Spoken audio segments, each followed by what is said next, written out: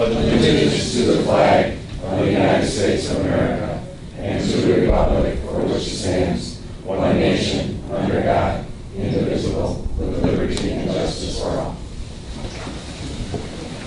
We need approval of the minutes for, Motion to approve the minutes. Second.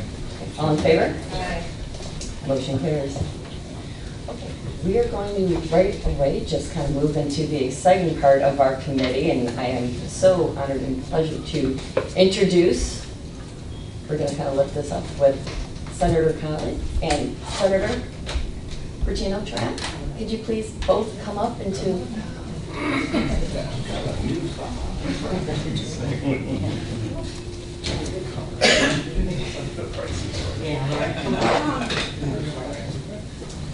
Thank you both for coming out and making the jaunt. I mean, this was a little hike for you, Mike.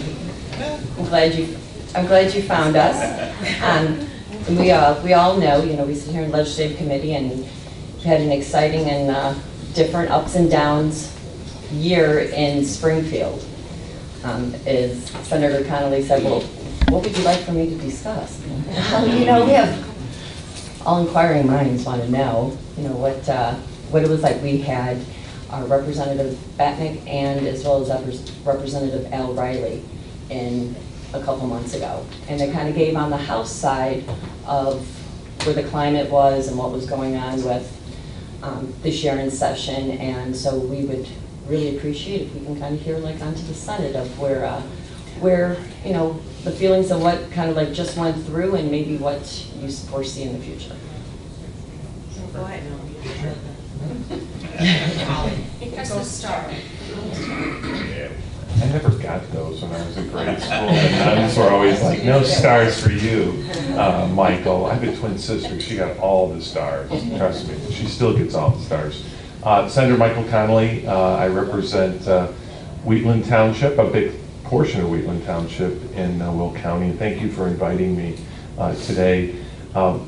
With my colleague, Senator Bertino-tarrant, I will say this, and I'm in all sincerity, the Senate is far different in tone than the House right now.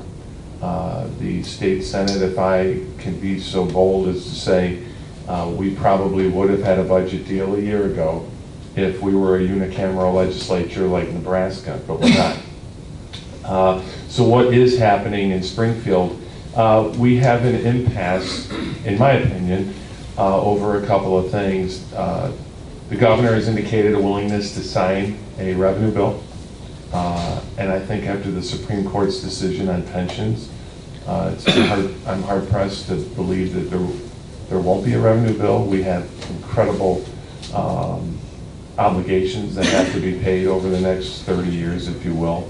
11 billion in unpaid bills. I think the governor would like workers' compensation reform. Commissioner Hart, we lost Office Max in Naperville in large measure due to the cost of doing business. One of the line items was workers' compensation was a huge disparity between Florida and Illinois. I can tell you the numbers right now. It costs Office Max $600,000 in premium to insure their entire workforce around the country to be in Florida. If they stayed in Illinois, it would be $2.4 million a year. So it's a very significant thing. So the governor would like that. He would like to provide local government some relief on some prevailing wage matters. I think, again, if it were just simply unicameral, President Cullerton, Leader Redonio, I find, and I was in the House for 4 years, I find the atmosphere in the Senate to be far more collegial. And a good example of that is the Weber Road legislation, except for my friend Chapin Rose, who I made change his no vote to yes on the record. Well, we did more than clear. You looked at it. What did you just do? But I do think that we have a 6-month budget. This will get us through the election period. I'm hopeful that probably, let's be realistic, January 1 through the swearing in of the next General Assembly is where you need to pay attention for the possibility of some form of, if you will, global resolution to what's going on in our state. I was in Chicago yesterday at the National Conference of State Legislatures, and it's kind of interesting to meet people from Tennessee, Texas, New York, and they come to Illinois and they're just like, wow, it'll take nothing for you to turn your state around. You have so many assets that other states wish they had. They wish they had our fresh water, and they wish they had Chicago, our coal, our farming communities, the healthcare delivery system in Northeast Illinois. Trust me, my wife and I, and one of our children is a beneficiary of it. It's second to none. So we have those assets. We in the Senate like to talk about the positive things we have in Illinois. I think that's more important than dwelling on the negative, but I'm still glasses half filled because Illinois, we're centrally located, we're perfectly located to serve the North American marketplace. So I'm still optimistic, and with that, I'll turn it over to my optimistic friend Jenifer. Well, thank you. Senator Connolly really put our last year in a nutshell very, very nicely, and kind of the experience of what I'm hearing my colleagues share in the House as well as the Senate.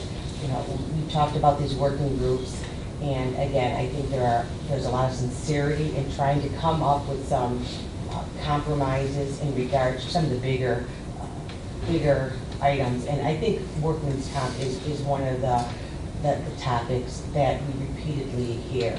But again, we are dealing here with two different philosophies of how this should come together.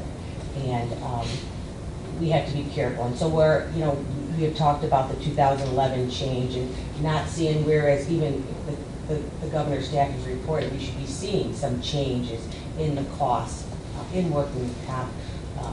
We have not seen those changes. And I think this discussion, again, has kind of brought that to light that, okay, we made the changes, we haven't seen them.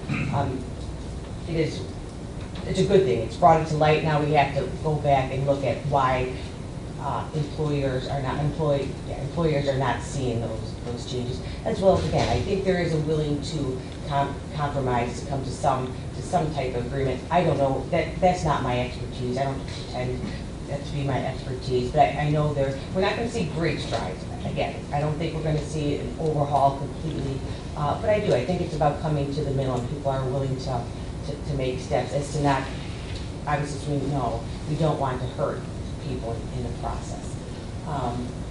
Other things that we have been doing, again, the focus has been on the budget. We know we have this stopgap situation. It is not ideal. I don't think many of us are glad we're in this situation because we know it's going to get us through the election cycle, but we're going to have to come back in January and make some big decisions. And those big decisions are where we're going to look at cuts, and we're going to have to look at the pension system again. So where it was kind of quiet, it was quiet the last 2 years. I think it's going to be in the forefront because, again, as we know, the Chicago bill is pending, the Chicago dollars is pending on pension reform. So that is the bill that the governor has not signed. If I can add, something I think rather significant happened. Chicago lifted the PTEL cap on themselves. They basically came down and said, and Suzanne, you've heard me scream about, we don't want at least the people I represent, bailing out the city of Chicago for mismanagement. So Chicago came down and said, we'll bail out ourselves. Give us the power to lift the property tax cap. I told my son his rent is going to go up in Ravenswood as a result. So at the end, they're going to, I'm in Naperville 203, and we're empty nesters. And it's a big check that I cut to Naperville 203 every year. And it's okay, because I know the money's going to my local school district. And I think in large measure, Chicago's saying we had problems with our pension system and our operating fund for the CPS. So give us this authority. And they did. And so Chicago will, I think it's $250 million a year in additional property tax revenue that will come from Chicagoans and not people from Will County or DuPage County. Didn't they already have a lower property tax than, wasn't it very? They do. They're about a third less than what's typical. And education funding, we can be here all day long and you don't want to hear about it, but Chicago has $500 million in TIF money that has been set aside that could be used. So there's a number of things Chicago can do.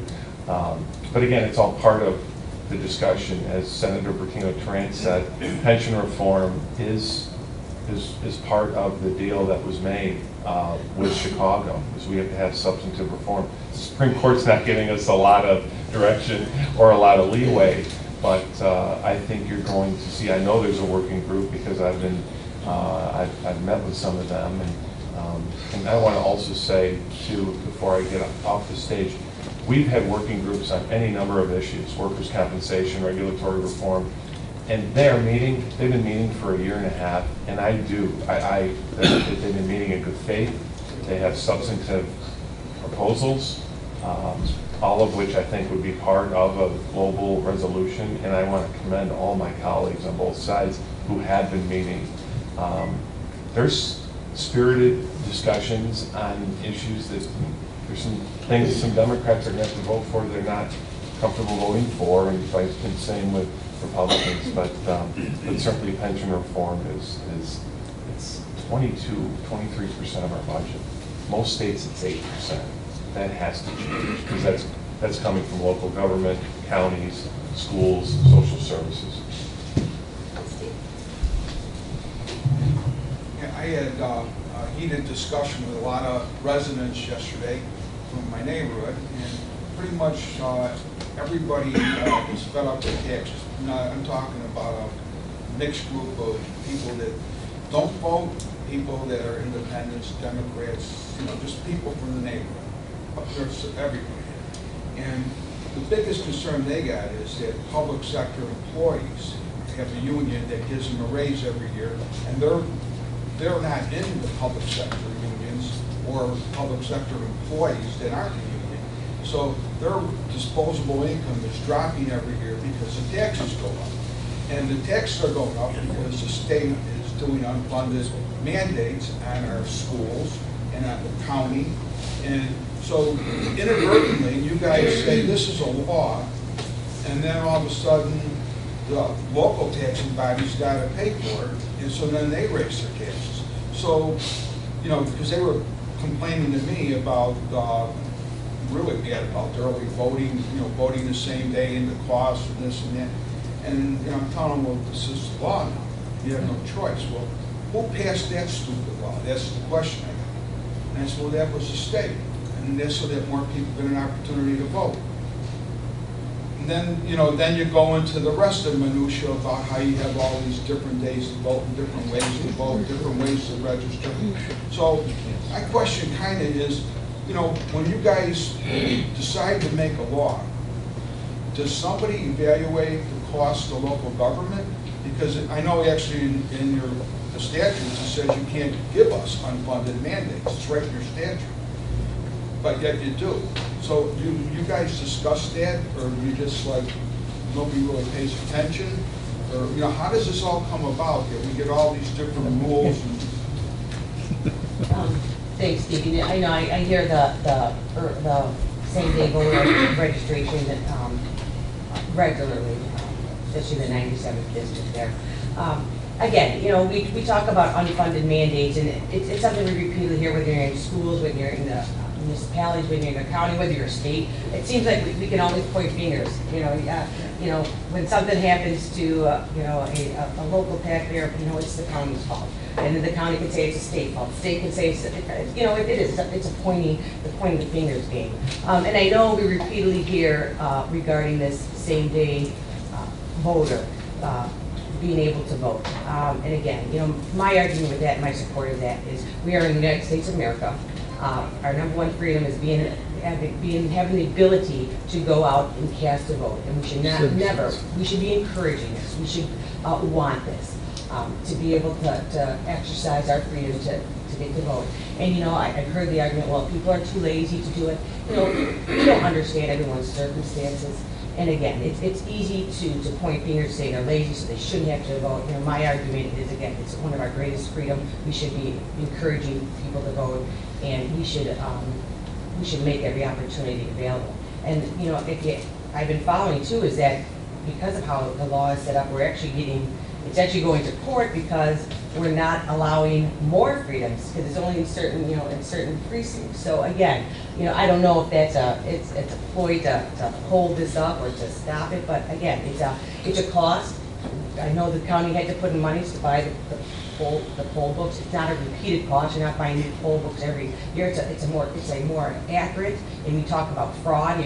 Now we're connected to an entire system throughout the state. So again, it's one of these philosophical differences. Yeah, I get what you said, it makes sense, but the question really comes down to is that everybody is broke, every taxing body is broken. So now what's going on is you're making new laws that are making more expense.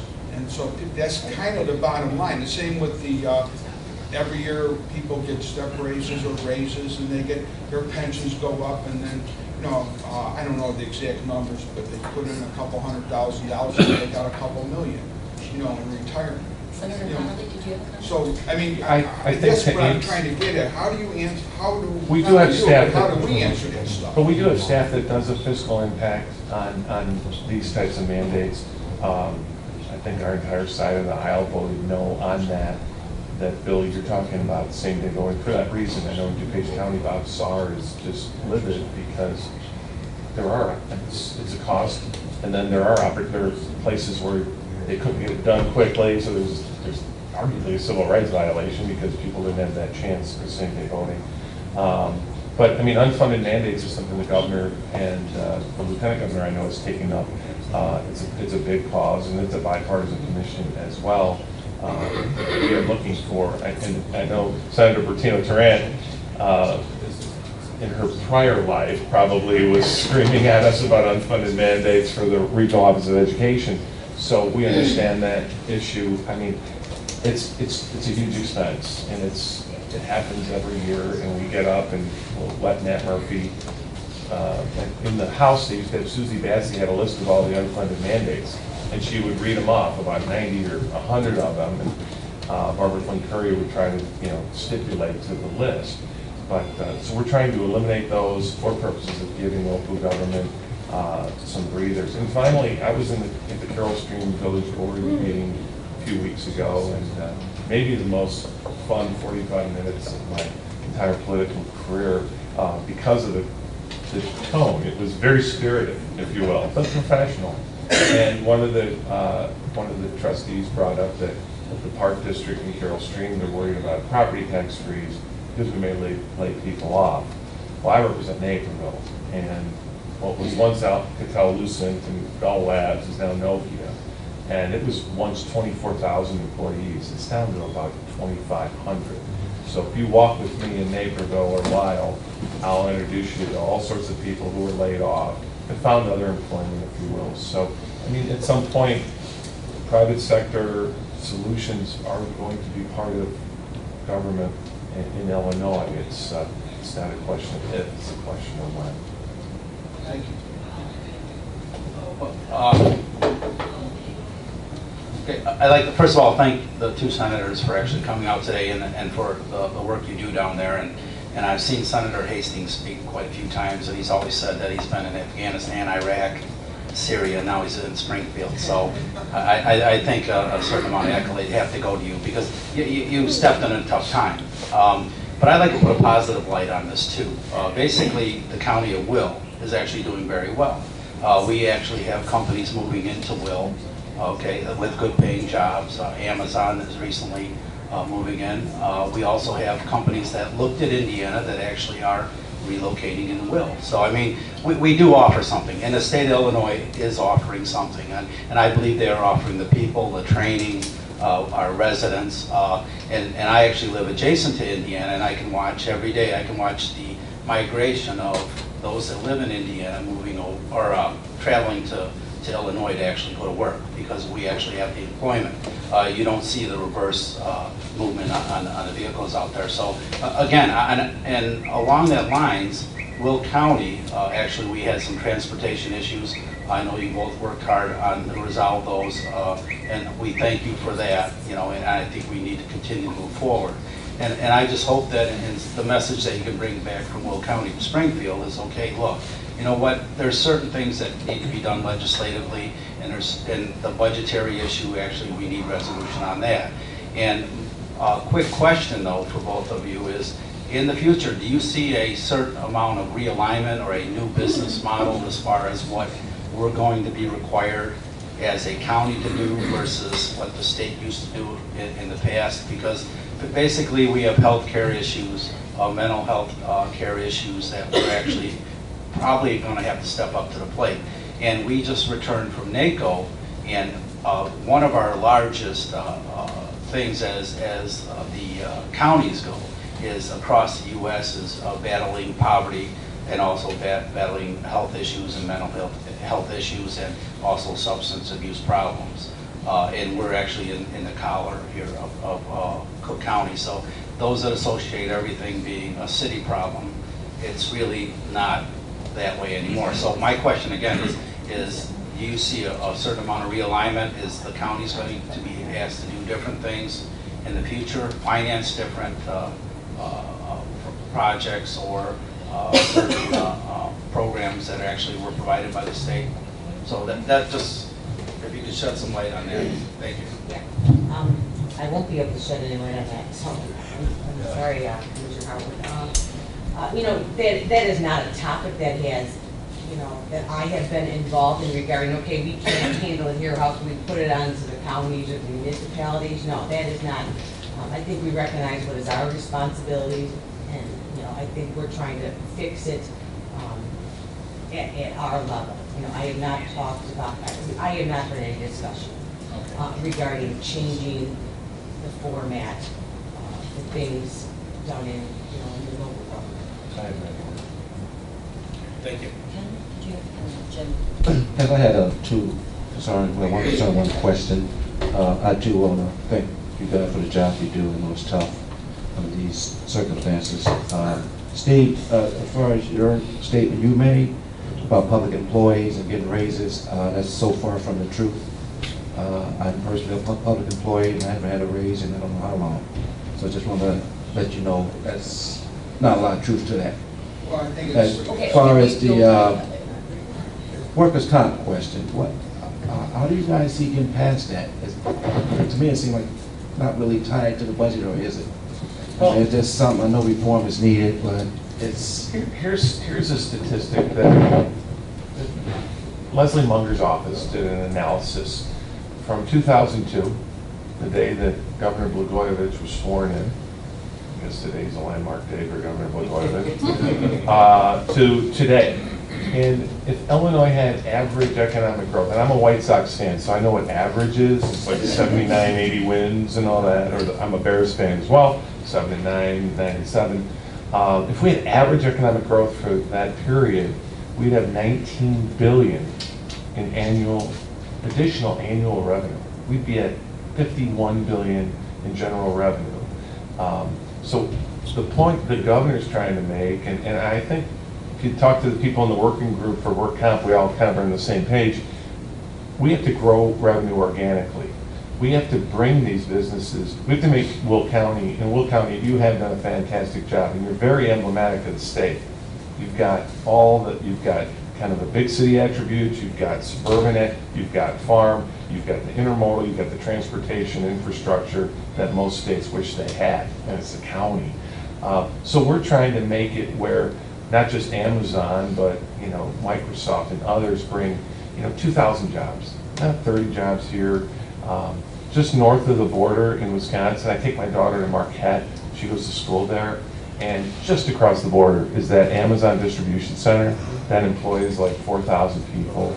And my understanding is that was kind of a big to Illinois. It's like we're going to show Illinois exactly how pissed off we are. We're going to build right on the border and put all the jobs in Wisconsin. So what we're trying to do is create a more vibrant private sector economy to grow the revenue, because you can't tax your way through this. It's not possible. People will flee, and they are fleeing. So we want to create a more positive business climate to bring in those jobs. And one of the ways to do it is work comp. I mean, it's just Indiana is much cheaper. And there's we made changes in 2011, and Senator Bertino-tarrant's correct. We're kind of waiting for the insurance carriers to reflect in their premiums these changes, but we think we need to go a little bit further, and I think we're going to get a little bit further. Is it going to be like Texas or Georgia? No, but we can be closer to Ohio or Pennsylvania and make Illinois a more attractive. So it is kind of tied to the budget. It just is. And again, you know, we like to work in silos, take care of one thing, take care of pension, take care of the, it does not always. We know it's all interconnected, and you know, things impact. Whether or not we had workman's comp reform today, whether or not that would help the budget situation, I would say no. I would agree that in that atmosphere. But I guess to be fair, in the bigger picture, again, we can't work. You know, everything's interrelated. You know, when we talk about unfunded mandates, when we talk about property tax, when we talk about the budget and business. Yeah, good morning. You know, here in Will County, one of our concerns has been the so-called CCD, clean construction debris. It's kind of an oxymoron, isn't it? Clean construction debris being dumped in open pits or quarries that are unlined, basically unregulated. And when we have asked for some regulations or some rules, as simple as we want water monitoring. This county is dependent on our groundwater. You know, we're not sucking all the water out of Lake Michigan. We use groundwater here. But yet, we seem to be able to make no progress whatsoever in Springfield with something that seems on the surface so, seems to be common sense. So I don't quite understand why we're unable to move this forward. At least get some additional monitoring, especially for groundwater. You know, we're going to keep at it. We seem to be the only ones who are concerned about this. Maybe because we have so many quarries in Will County, and maybe because we're so dependent on underground water. So any help you can give us to move this forward, try to get some underground water monitoring coming out of these quarries. Honestly, I think it's a disaster. We may not be here when it happens, but I will tell you, when you look at they're dumping soils, construction debris, and let's talk about soils. You know, today we hear once again in the news their soils are so contaminated that they have to. I think this was in the east of Chicago, Indiana, I believe. But the soils are so contaminated, they're going to knock down a housing project and they're going to knock down a school because it's so contaminated. If you really think that there is such thing as clean dirt coming out of the city of Chicago, or in places of Cook County, because of the industrialization that's taken place there for hundreds of years, we're kidding ourselves. And that's what's going in those quarries, by the way. It's just not asphalt from a road project. So, now I'm on the soapbox in this, right? But I'm, you know, but yet we're able to make no headway to even get the smallest measures of monitoring. And again, this is one of these topics I hear little blips about every time. It hasn't been a discussion that I've been a part in Springfield. It's something we want to push. We're not doing, you know, we can talk to Brent to work on this issue too. I think I hear it here and then it kind of goes away, and then you hear it here every once in a while. So, you know, again, if it's an issue we really want to push, I'm more than. Well, we've had it in the House more so. Okay. Representative McCasey has been sitting there. Brent, you can even probably speak on. I think Jim hit it directly. Is we're one of the uniqueness of our county because we have so many quarries. We're very isolated where other counties like Cook, DuPage, and Lake even, and McHenry and Kane, they're not quite as, we seem to, because of where we're located, we have more of this problem. We've been trying to isolate the county to try to get it, but we get a lot of pushback from obviously the aggregate industry. Even our own state of Illinois, IDOT, has been somewhat reluctant because they use these facilities quite a bit in road reconstruction.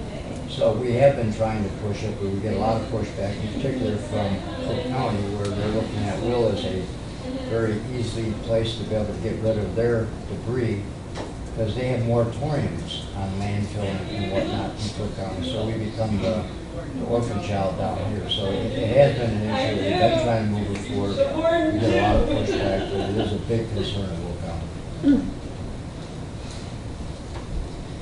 But on a very positive note, and Senator, I know you have to get over to another meeting, so I cannot thank you both enough for the House Bill 1191, our quick take for 55 and Weber. You know, everyone sits there and says, nothing is getting done in Springfield. I said, wow, we did, you know, and with the help of you both. And like we were just talking about the danger of that intersection where that is needed so well. And thank goodness the state and everyone else has known that this needs to move forward. And Bruce, you sent out the notices. Yeah, the 60-day notices have gone out for the to all the property owners along the corridor.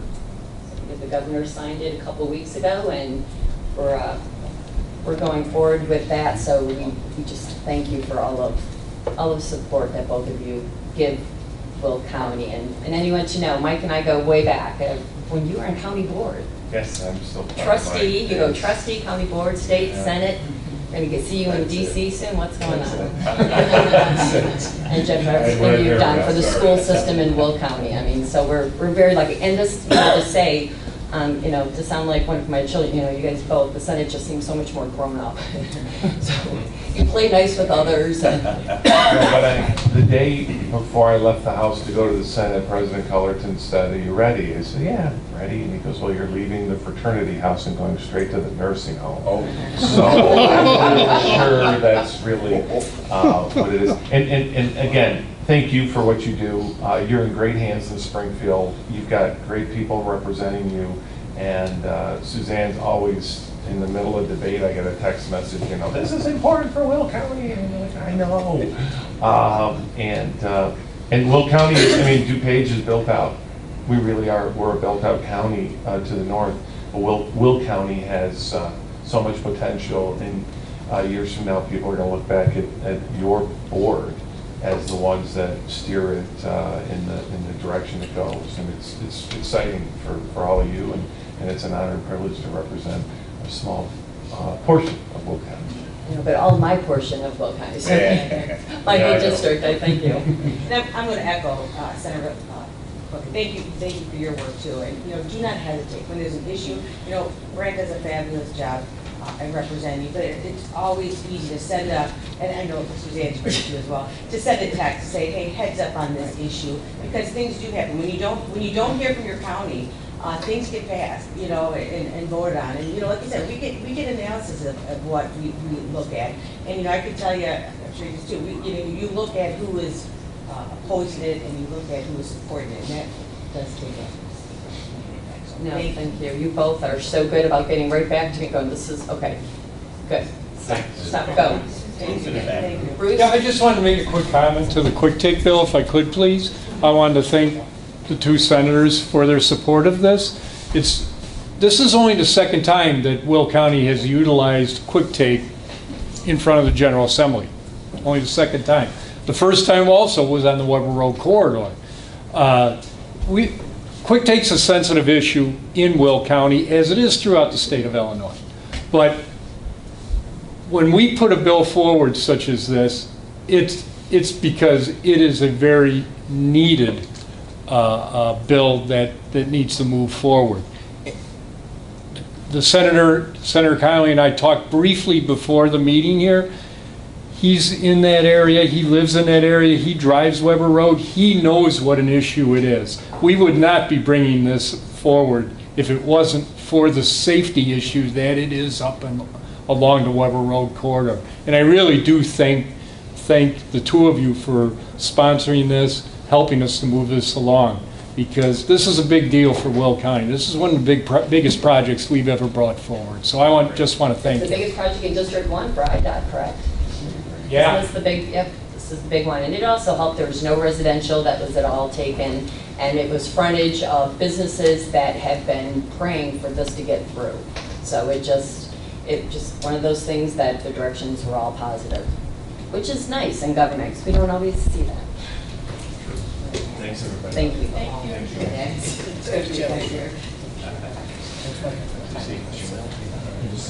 Okay, is there any other? Steve, I see you here. Did you want to speak really quick on anything? Is there you want to bring up? And the 911? Yes. Steve Reiter from Westtown. Steve Reiter from Westtown. I'm also on the Will County ETSB. Suzanne asked that I give you a couple of different updates. I've got 4 very quick things. I'll go through them very fast. Public Act 99-6 set the stage for us to do the consolidation and set the stage for a whole bunch of things to shift the emphasis of 911 from the Illinois Commerce Commission to the Illinois State Police, new structure, new 911 administrator. We never had that before in the state. That act set the stage for a lot of change, and we feel that change in Will County, going from 6 comm centers to 3. So that's an important bill for us. That sunsets June 30th of 2017. We have some trepidation a little bit because possibly the state might say to us, well, gee, you guys did a great job of cutting the number of 911 centers in half. Let's try doing that again. The light went off, Steve. The mic went off. The mic. Okay, thank you. But we don't know if there's going to be further compression. We look at Indiana next door to us, where they mandate that there's only 1 911 center allowed per county. We don't know if the state's going to go to that extreme, but we're paying close attention as we walk up to that sunset of June of 17 to see what will happen, and we monitor the 911 advisory board when they meet almost monthly now. So that's going there. The second issue, well, has to do with our funding. Senate Bill 2047 was passed, which led to Public Act 99-524, which allowed for an 87-cent change, and a bunch of things happened. For that, we were able to get our money passed this year. That also sunsets June 30th of 2017. So we have this convergence where our rate of 87 cents and our entire structure for 911 statewide both sunset at the same time, June 30th of 17. So this next year is going to be pretty important for us to all pay attention to. One of the things that Suzanne wanted me to address is a little bit about sweeps. There were no sweeps involved in the current legislation for our funding. However, what's very troubling, and I can never seem to get a square answer out of this, but the Comptroller's Office has a series of funds. The 911 fund is 0612. I check it almost every day. We seem to always have a balance of anywhere from $10 to $13 million for statewide disbursement. There's no logical reason why that fund shouldn't be as close to zero as possible every month to get those monies dispersed all in the 100 plus 911 systems throughout the state. We don't understand it. We have not been given a good explanation as to why they're hoarding that money on us. We continue to be 4 to 5 months behind in our payments. There's simply no reason for it. In talking to the Comptroller's Office, she's been really good about it. If there's a warrant that comes across, they pay it out. The money's sitting there. So someone is telling somebody to sit on that money. The fear we have is that when everything comes back in the December time frame, after the elections, after all the political stuff settles, that we may see a sweep, even though we were protected from a sweep on this last go-around. But Does it stay, what, like 10 million stays in the pot? it stays between 10 and 13 million on a daily balance. And we've asked, we've heard this very convoluted explanation. We've heard all kinds of different stories. None of the stories make sense as to why the balance is so high and why we're always 4 to 5 months in arrears. So, but the worst fallout, it's not just the obvious of not receiving these dollars, but this is right. My big thing. It's now, we can't get federal. Well, I'll get to that in a second, but it makes us ripe for the picking if there's always seems to be 10 to 13 million in there. 7 can disappear just like that, like it has over past years. So that's the two that are tied together. With the two senators leaving, I was going to gig them a little bit on the fact that they passed a bill this past season on an unfunded mandate for 911. They implanted into a law for domestic violence that there's mandated training for 911 telecommunicators. We don't know what that training is going to look like. We don't know what that training is going to cost. I am very cautious to talk about this because I am not pro domestic violence, believe me, but we do a really, really good job about screening calls and properly responding, both police and fire and EMS when the time comes for a domestic violence call.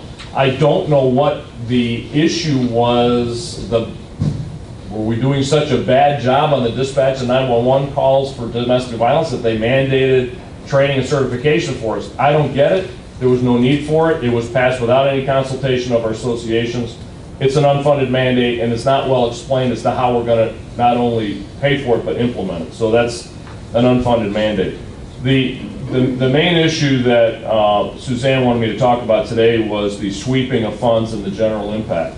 And I've taken this to several people. A lot of people say I'm all wet. A lot of people don't believe me. A lot of people are in denial. But here's the facts as they lay out.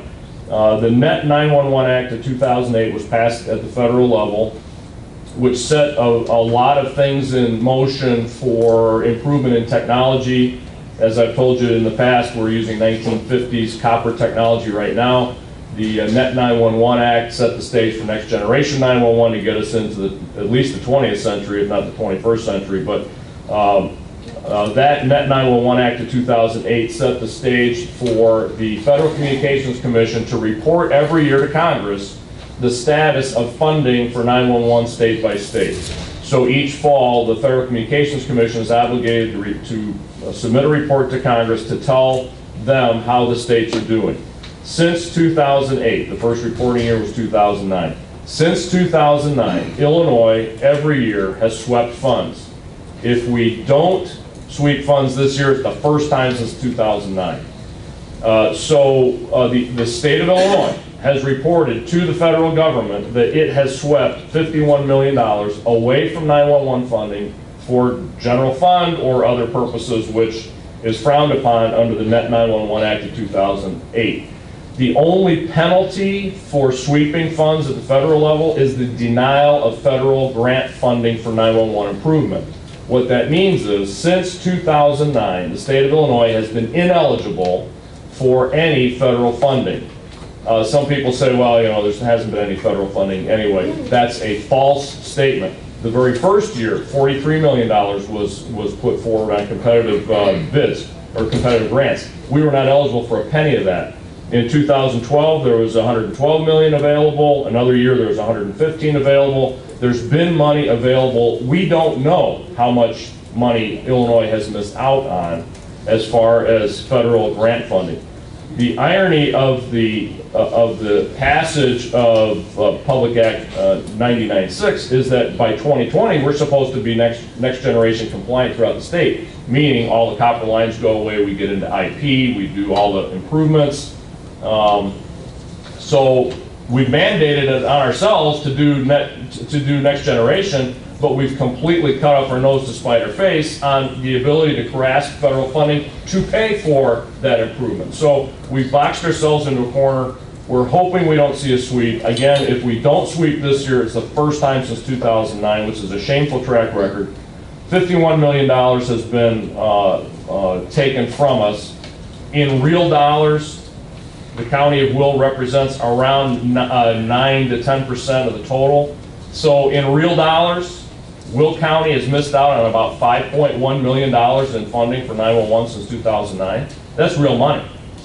$5.1 million lost into the Ethernet here, or the ether, is not a good thing. So a few other things.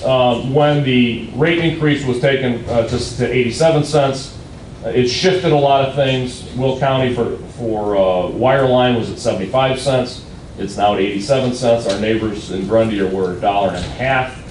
And the problem is we have to now offset folks. So the money collected in Will County actually leaves the county to offset and make whole the other counties that have disparate rates. We're hoping that as wire line disappears, it'll rectify itself, but it's not a good tax model. So I think those are the 4 things you wanted me to talk about, Suzanne. If there's any other questions, I'll take those. No, thank you, Steve. I just wanted to, you say it best, I've been trying to keep our committee here, the legislative committee, to abreast of what's going on, and it's the biggest frustration, like I said, it's just that we're not getting these federal, and we're having these sweeps. Jen, did you? I agree with you, by the way. They hold on to that. I believe that money, those balances are such because they have every intention of sweeping. I don't know how much they're going to sweep, but they're going to sweep some of those funds out of that. I don't know what we can do though. I suppose that like everyone, we say, well, we oppose you sweeping these dedicated funds for another purpose. I mean, I don't know what, outside of this, I suppose letting our representatives know, like everybody else probably lets them know that we oppose this. But Is there anything we could do? Is there any kind of, they turn You around want a and real do this. answer, or? Yeah. yeah, real answer. Yeah, real answer is probably not. Sincerely, with the way the state budget is right now, with $11 billion at the end of the year that we owe them back to balances, and if they do come to the conclusion after this election and how it shakes out, I think you're going to see a lot of creative financing, whether revenue comes from different spots, and everything's going to be fair game.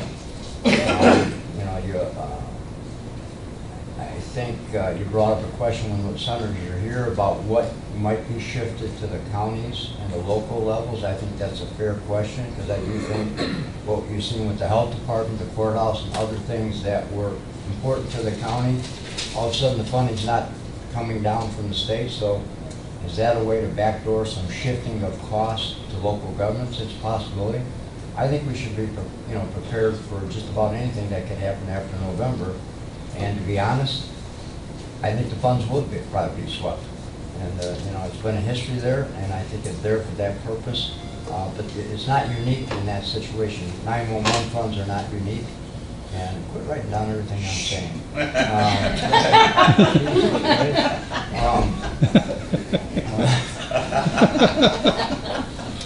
I don't need publicity. I think that it's not unique. That fund is just not isolated. Every fund is going to be subject to be swept, and that's always been a complaint down there, that it's a backdoor tax. You're raising funds for different purposes, but then you use them for different purposes, not for the purpose it was intended for. So I do think that's an issue that's going to come after November that I think we're all going to have to be on top of. I strongly suggest that you encourage everybody to continue to gripe about it, because the squeaky wheel does get the oil, and I just think that's my honest answer. Now I could be totally wrong. If I may just do a little follow-up, there is a history of sweeping certain areas, 911. Quite honestly, and Brett, I'd like to maybe get some feedback from you, is I'm worrying now, things that may be swept that historically have not been swept. Or where something may be cut, like our portion of the income tax, or those type of things. Now that's another, I think, almost even larger concern, because we can kind of anticipate, Steve, some of your funds are going to be swept. Or our motor fuel tax. The issue is then we need to push back on additional consolidation. We need to push back, or maybe move back the next generation 911 mandate. We're going to be mandated to do next generation technology, and if they sweep and deny us the federal funding, maybe we push back on the compliance. Well, that's something we can discuss. But to get back, I know I'm getting a little away from the 911, but what do you think the probability of that happening, Brett? I may get into some things that historically have been left alone. I think it's been, the local distribution fund's been very guarded, but I think if you look at the amount of money that's owed of $11 billion in overdue bills that have to be paid, and you look at it, a 1% income tax increase, I think, generates between $3 and $4 billion per year. You'd probably have to have a designated revenue source to bond out to pay the back bills to move forward with cuts and probably a revenue increase. This is just me speculating, but you don't get out of this hole that they've come in without some kind of revenue increase and also cuts. So I think everything's on, could be potentially seen, whether it's quote unquote temporary, they reduce the amount, I think you have to be suspect. I think that's why we have to be very cautious over the next 6 months. It's a good idea to have the legislators come here and express some of these concerns, because at least you're putting them on record what the impact would be to the county, and the impact, I think, you know, and maybe we should have touched a little bit more on what you guys had to do for the health department and some of the interim funding that was I think that's important to let them know that, hey, wait a minute, these programs didn't go away. We had to step up and pay for them. And we can't do that on an ongoing basis, so what are we going to do? I mean, that's something I think everybody needs to continue. And I think they're well aware, but don't get me wrong. I think they're very sensitive to these issues, that nobody's come up with a compromise that's going to solve any of these problems. But so I think you're right, Jim. I think we should be very cautious moving forward about the impact that this budget is going to have in the long run. Just real quick, Brent. As we had talked before, for the past year or year and a half now, I think back then that I predicted that we wouldn't have a budget. To this day, we do not have a budget. That's a stopgap spending measure that they actually put in place. So now, I think as a county, and I do believe that we are going to see a new business model or a new development come forward, because you just can't erase $11 billion, okay? A lot of that pension money was actually spent on something else in the past. Basically, they ran the credit card up, now we got to figure out how to pay it off, is what we're at right now. So I think as a county, I think we should stop, look at what we're actually doing, and watch our spending from this point forward. I mean, we should be very cautious about borrowing money, we should be very cautious about spending money, and we actually need to identify those critical programs in the future that are on the endangered species list right now, because that's where we're at. I mean, literally, it's not something good where we're at. You know, it's a bad place and time. And when we were out at NACO, I was listening to the other areas like North Dakota, South Dakota. Those oil companies are basically pulling out of there right now. You talk about a mess. I mean, they have a mess to clean up, and basically, it was the goose that laid a golden egg, but the goose flew away. So, you know, I mean, there's a lot of other counties that are actually in these scenarios. But again, with Will County, fortunate we're actually, as far as economic growth, I think there is something positive coming up. But again, I think that we need to look forward and look at what our role as a county is actually going to be, because I think that we're increases. And I don't want to spare everybody to death, but I mean, this is a fact of life. The state's in very bad shape, and it's going to take some very hurtful pains to get out of it for a few years. And we could have this discussion, I know, with everyone. It's just 911, and of course everyone knows I sit on with the ETSB board, and we hear this, and this is a very real thing. And I just wanted Steve to kind of emphasize. So thank you so much. And we only have a few minutes, and we were just going to kind of discuss about what maybe anyone took out of our NACO trip. And so if we could just kind of really quick kind of just get to that, and we have a couple that are going to be leaving, so if we can just kind of summarize, don't you have to get out to land use? Yeah, okay. Real quick.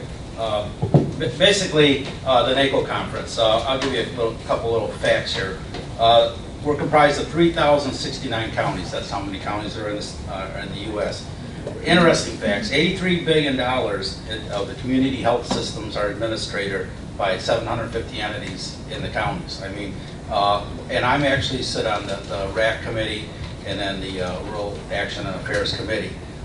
What's interesting about those committees on the agricultural basis is that basically we cover everything. We cover transportation, we cover the healthcare, we cover the electric situation, the utility situation, the broadband out in the unincorporated areas. There's discussion about GMOs, the pros and the cons, food labeling, land reclamation. It goes on. And what was interesting was basically across the U.S. is basically there's programs out there now that are based on federal grant process. The discussion in all of those committees was the same thing, time and time again, 4 or 5 times a day.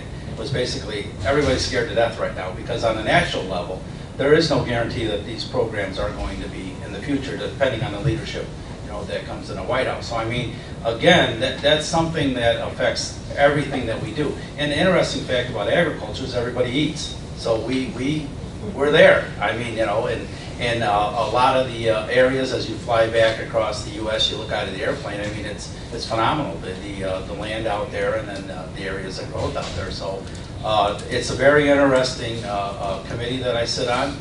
There's actually talk about a development of another caucus. Basically, they have the LUC, the Large Urban Communities, and the RAC Rural Action Committee. They're talking about a suburban committee now because basically that population density is in the urban areas, but there's a large population that actually live in the suburban in those transitional zones. So again, if you have the opportunity as a county board member to attend, I suggest that you do. And thanks for the opportunity. Thanks, Speaker. Moses, for the opportunity to attend it. Thank you very much. I won't talk as long as Bob. Yeah.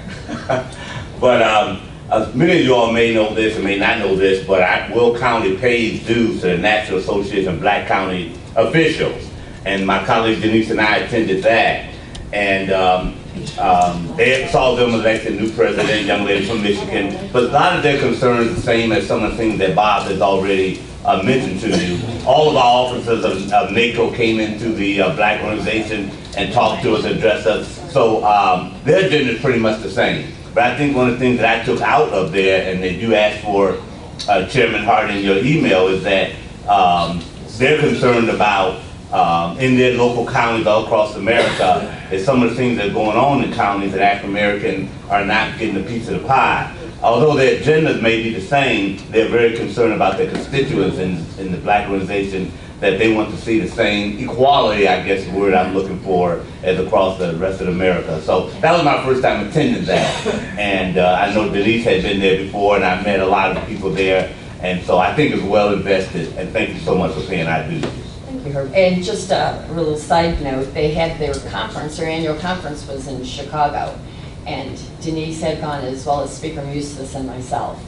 And it was interesting. I did not know what to expect, and just hearing. And it was even more so about equality. It was about just everything as a whole, and it was a great conference, to say the least. Was there anyone else that would like to? I can chat if you want. So I was at the Finance Committee, and there were some interesting things in there. One of them that was really interesting is the tax dollars that counties are now missing. With the advent of new apps and things like Uber, it's getting very hard to track people that are making a lot of money. One instance, they showed an Uber driver, which at least that portion was tracked. The Uber driver, by having those people in his car, was able to sell over $250,000 of other services, none of which was taxed. Wow. So what some counties are doing now are developing within their counties some data mining, so they can start tracking these people that are kind of getting outside the system and not paying any taxes. And so a lot of the counties were really interested in finding out how we get to that next step to start tracking that, because there's going to be too much money made outside the system that won't be taxed. We also talked a lot about voting. One of the interesting things in there was a presentation by LA County. LA County is developing their own voting system using off-the-shelf hardware, and they hope that once it's developed, it's going to be 2 to 3 years yet, that they will be able to interest other counties in coming on board and help defray the cost. The system allows you to get a ballot at home, mark it up, you can bring it in, set it into the system, and you can say, yep, that's what I wanted, or you can change it in the system, and then it's all dumped in. Very easy to operate, very easy to read, so there was a lot of talk about that. And as well, and I'm going to talk to Nancy about this, the HAVA funds. there's about $175 million left in federal monies for voting equipment. I don't know if we accessed any of that or not. We have, and Illinois still has, I think, about 17 million left. So we'll try to get some of that. And then one of the more interesting things was that new accessibility rules. I mentioned this at the Forest Reserve, but there's possible rules kind of going through the legislature now that they're talking about more accessibility on the websites, so that if you do any videos or streaming, that they'd have to be captioned, which obviously would add another level of cost to your website. So those were the highlights. And then the other big thing in regards to voting is the new local update for census addresses. That's going to be a work in progress until 2020 on making sure that the next census works very well. So there are all kinds of workshops on that, which I'm sure Nancy and her group will be attending. Thanks. Thank you, Mike. Denise? Thank you, Suzanne. As Brooks mentioned, I'm also a member of NACO, which is the National Association of Black County Officials. Was in Chicago in April with Suzanne and Jim, and had an opportunity, and have been a member of that for quite a while, so I've had an opportunity to participate with them.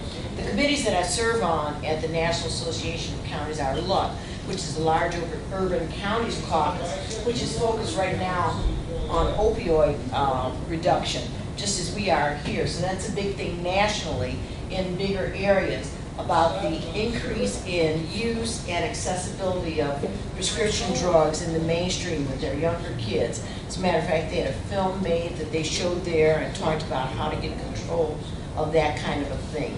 Illinois falls into that category because LUC focuses on counties with populations of 500,000 or more, and of course at 700,000 and growing, we are a major metro area and are part of that issue. The other committee that I serve on is Community and Economic and Workforce Development. And the two focuses this time were the housing bill, CDBG especially, and that's a big thing for us right here. We're doing a lot with CDBG grants in this area, our Ridgewood initiative, some things on the south end there, just Plain Street, are all fall into that picture. So that's a major impact for us. And the other is the Affirming Fair Housing Initiative, which is puts another layer of expense for us, but also then does increase the amount of diversity and inclusiveness of the housing community and how we look at developments, how we expand in this area. So a big thing for us since we are such a growing county. The other group that I am a member of is the International Economic Development Task Force. And this time, in conjunction with the Transportation Committee, we did a tour of the port in Long Beach. And obviously the impact for us is because we are a major transportation hub, we have the waterway, we have the rail, we have the trucking. It was important to see how they bring goods in and out there and how that would translate for this county. And that information, of course, I've shared with John Grueling so that he can look at that and spread that forward. But those are the three things that I do for the county on NACO, and I'm very happy to be there. Thank you, Denise. Yeah, that was If I keep up She with just it. said what I said. We actually